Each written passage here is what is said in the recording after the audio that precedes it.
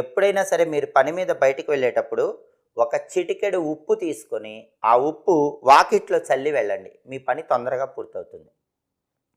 మనకి రాళ్ళ ఉప్పు ఉంటుంది. ఆ రాళ్ళ ఉప్పు కొద్దిగా ఒక చిటికెడు తీసుకొని మీ ఇంటి మెయిన్ ఎంట్రన్స్ బయట వాకిట్లో చల్లి ఆ తర్వాత వెళ్ళారనుకోండి, లక్ష్మీ కటాక్షం వల్ల పనులు తొందరగా పూర్తవుతాయి.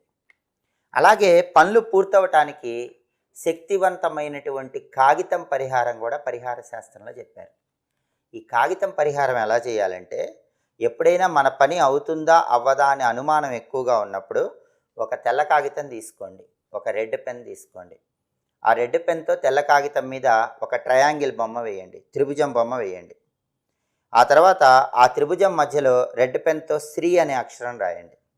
రాసిన తర్వాత ఆ కాగితం మడత పెట్టేసి మీ నుదురికి తాకించుకోండి. తాకిచ్చిన తర్వాత జేబులో ఉంచుకోండి. పని మీద వెళ్ళండి. మీ పని పూర్తి